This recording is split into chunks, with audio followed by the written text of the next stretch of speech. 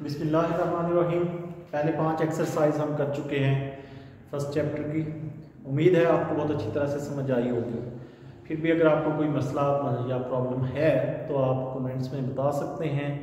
और इस सफ़र को जारी रखने के लिए मेरे चैनल को आप सब्सक्राइब भी करें, लाइक भी करें, कोशिश करें दूसरों के साथ शेयर भी करें ताकि दूसरों का भी फ़ायदा हो। आज हम करने जा रहे हैं चैप्टर नंबर 1 की एक्सरसाइज 1.6 और ये one of the most important exercise है क्योंकि लॉन्ग क्वेश्चन के जो मैक्सिमम चांसेस हैं वो इस एक्सरसाइज से हैं। तो इसमें हमारे पास दो जो है वो मेथड है। एक हमारे पास इन्वर्जन मेथड है, ज़रबी माकूस का तरीका, और दूसरा हमारे पास क्रैमर रूल है। तो अभी हम पहले जो स्टार्ट ले रहे हैं वो ज़रबी माकूस का तरीका है जिसमें हम कहते हैं बाय इन्वर्जन मेथड। इसमें कुछ हमारे पास स्टेप्स हैं। सबसे पहले हम क्या करते हैं, इसको मैट्रिक्स फॉर्म में लिखते हैं, इन मैट्रिक्स फॉर्म, यानी कि हम कह सकते हैं कि काल्बी शक्ल में। काल्बी शक्ल में कैसे आएगा ये हमारे पास?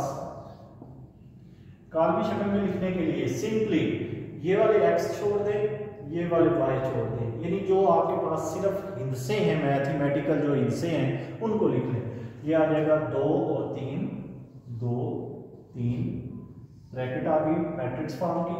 और ये अगर अलामत होगी -2 साथ है तो फिर -2 लिखें, साथ में यहाँ पे आ जाएगा 2, क्योंकि यहाँ माइनस है तो माइनस, जहाँ जहाँ भी अलामत माइनस होगी उसको आपने याद रखना है, उसको बोलना नहीं है। और फिर दूसरी साइड जो हमारे पास रह जाती है इसमें वो आ जाती है x और y को हम अलग लिख लेते हैं। ये आ गया, दरमियान में हमारे पास क्या आ गया, इक्वल टू 4 और 6 जो है इसको भी हम मैट्रिक्स फॉर्म में लिख लेते हैं। ये हमारे पास आ गई काल्बी शक्ल। ये काल्बी शक्ल में लिख लिया हमने। तो पहला काम सबसे क्या है, काल्बी शक्ल में लिखना, यानी सिर्फ हिस्से लिख लिए पहले ये वाले, फिर x और y, x को ऊपर y को नीचे एक कॉलम की शक्ल में लिख लिया। फिर हमारे पास 4 और 6 इस साइड में जो बचता है उसको भी ब्रैकेट्स में, तो ये हमारे पास आ गई काल्बी शक्ल। अब इनको हम नाम दे देते हैं। फर्ज करें हम इसको नाम देते हैं a, इसको नाम देते हैं x और इसको नाम दे देते हैं b। अगर ये a इधर पॉजिटिव है तो इसका उधर जाके ये इनवर्स हो जाता है और हम ये कहते हैं x इज इक्वल टू आ जाएगा a इनवर्स b। ये हमारे पास असल इक्वेशन है जिसको हम सॉल्व आउट करना चाह रहे हैं। तो ये आ जाएगा हमारे पास -1, यानी x equal to a inverse into b। तो इसमें सिंपल सी चीज़ है, आप देख रहे हैं कि दो चीज़ें हमें चाहिए, एक इनवर्स चाहिए, उसका फिर हमें मल्टीप्लाई उसको हमने करना है किसके साथ, b के साथ। तो आप पहले वाली एक्सरसाइज में बड़े अच्छी तरह कर चुके हैं। a इनवर्स हमारे पास क्या होता है, एडजॉइंट ऑफ a मैट्रिक्स और उसी का डिटरमिनेंट। तो सबसे पहले कल भी हमने इस तरह लेक्चर में सुना था कि उस लेक्चर में हमने कहा था कि सबसे पहले हमें इसका डिटरमिनेंट लेना होता है। उसकी वजह क्या होती है, a की रकम जो है वो है 2 3 और नफी 2 और 2।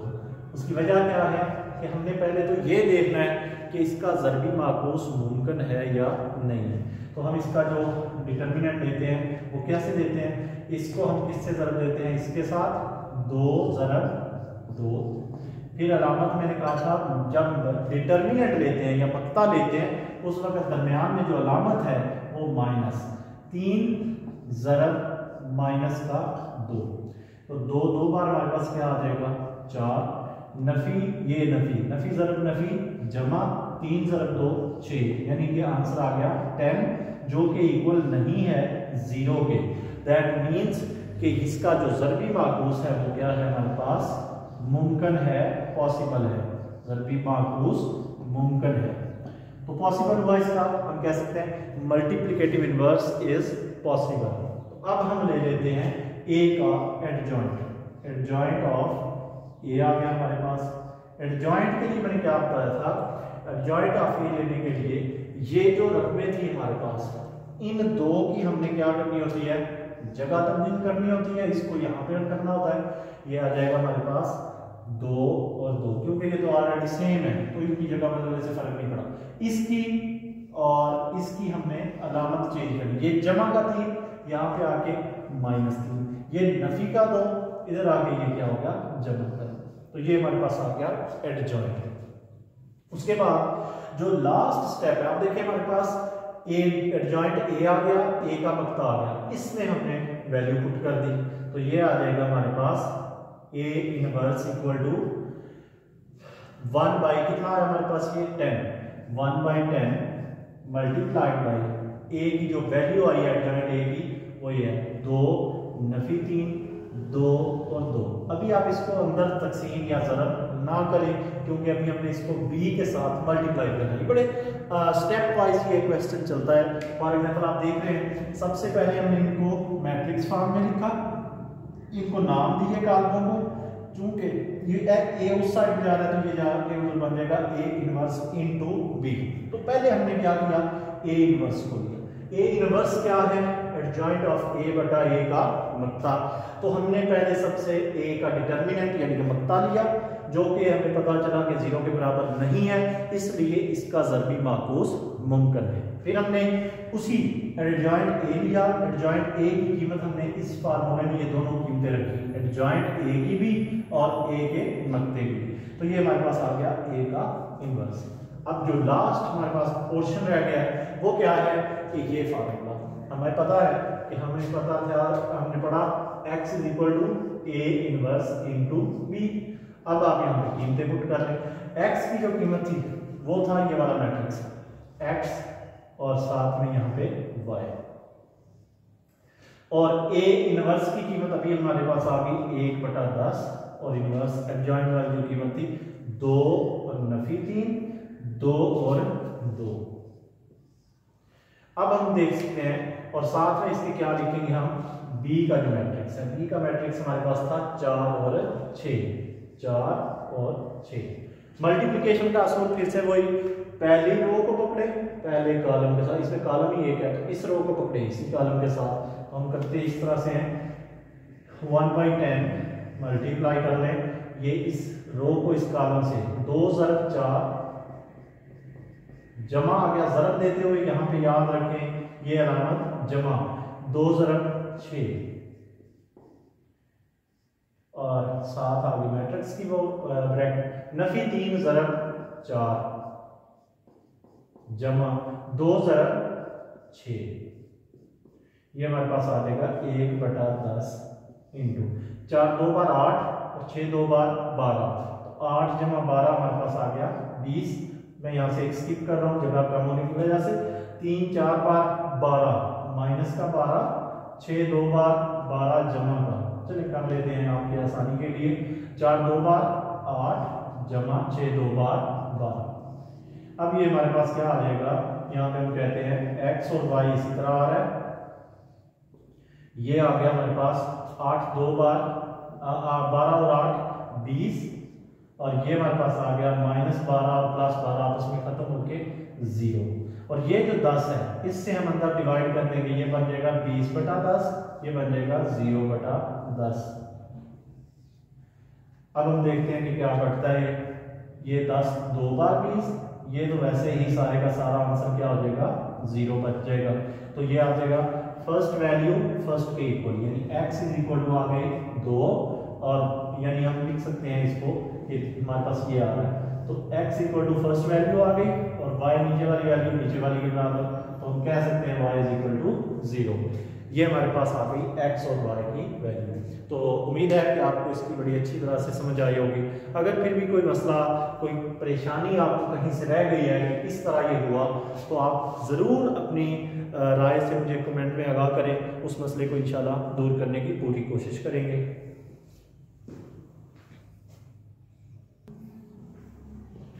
जी अब हम पार्ट 7 जुज़ नंबर 7 जो है वो करने जा रहे हैं इसी एक्सरसाइज का। ये 2 क्वेश्चंस मैं ज़रबी माकूस के तरीके से करवा रहा हूँ, बाकी उम्मीद है आप इंशाल्लाह खुद से सॉल्व आउट कर लेंगे। अगर फिर भी किसी क्वेश्चन में मसला आता है तो वो आप मुझे बता सकते हैं। तो उसके अलावा अब इसको देखते हैं। सबसे पहली काम जो हमें करना होता है वो आपको मैंने बताया था, मैट्रिक्स फॉर्म में लिखना है, काल्वी शक्ल में लिखना है। तो काल्वी शक्ल में मैंने कहा सिर्फ हिंसे लिखे पहले, 2 -5, ये नफी 2 और नफी 2, नफी 2 और नफी 2। फिर दूसरे में हम लिखते हैं इसके वेरिएबल्स x और y, और दूसरी साइड पे जो इनसे है वो 4 और नफी 10 है।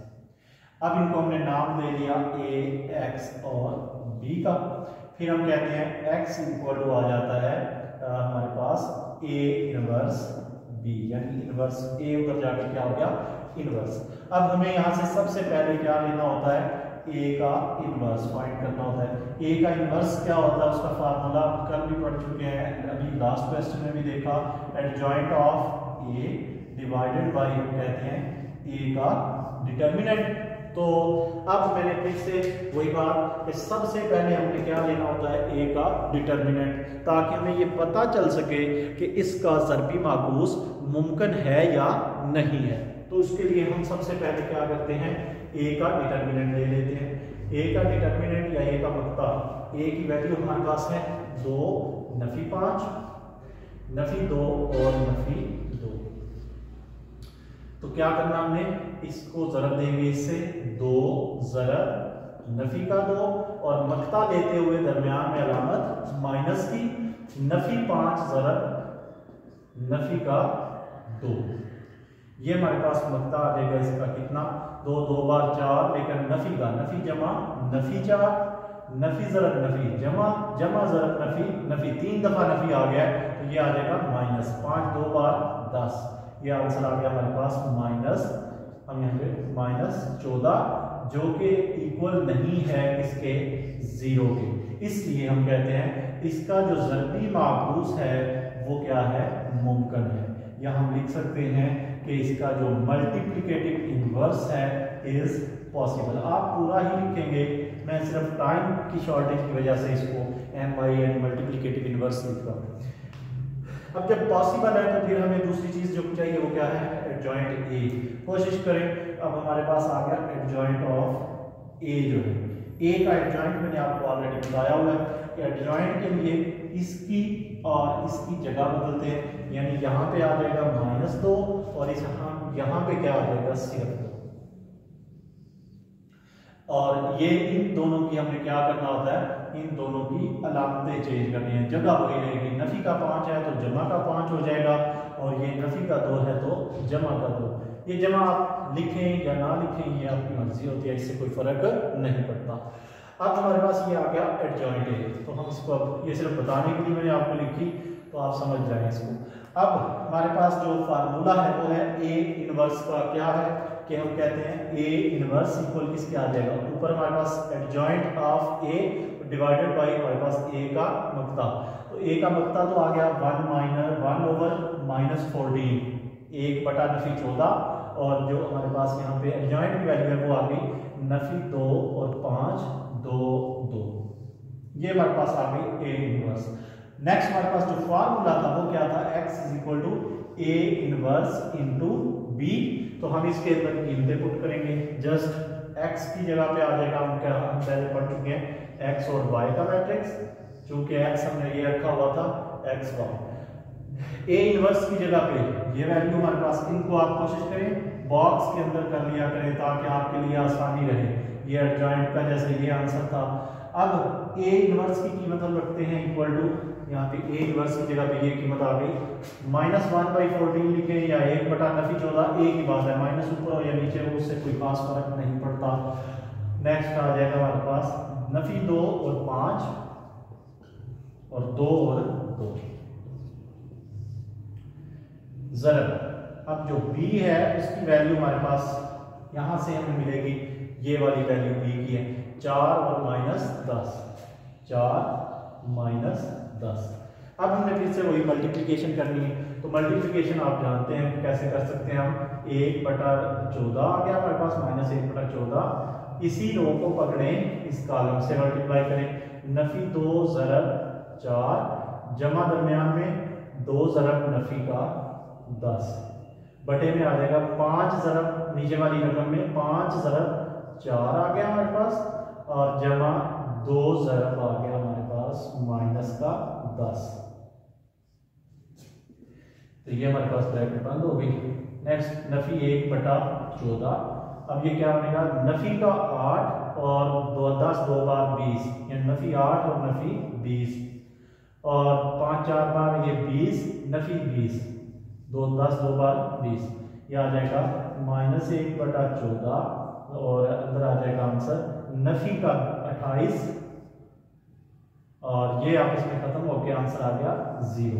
अब हम इस -14 को अंदर लेके जाते हैं तो ये आ जाएगा हमारे पास x और y मैट्रिक्स जो है वो आ जाएगा -28 बटा -14 और 0 बटा -14। जब हम इनको काटते हैं तो माइनस से माइनस खत्म, 14 2 बार 28, ये आ जाएगा आंसर हमारे पास 2 और इसका सारे का क्या हो जाएगा आंसर 0।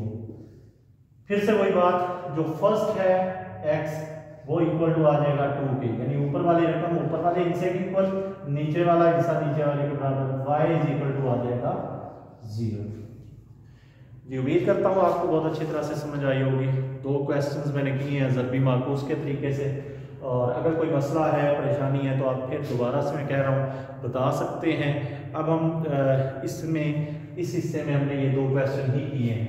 अगर हमारे पास यहाँ पे ज़रबी माकूस 0 आ रही है, मक्ता हमारा 0 आ जाएगा किसी क्वेश्चन में, फॉर एग्जाम्पल क्वेश्चन नंबर 5 जो है उसमें ये मक्ता इक्वल टू आ जाएगा 0, तो वो तो यहीं पे खत्म हो जाएगा क्योंकि उसका ज़रबी माकूस मुमकिन नहीं होगा। हम वहीं पे लिख देंगे कि इसका मजीद हल मुमकिन नहीं है क्योंकि इसका मक्ता 0 है, ये नादर गालिब है। उम्मीद है आपको बहुत अच्छी तरह से समझ आई है। अल्लाह हाफ़िज़।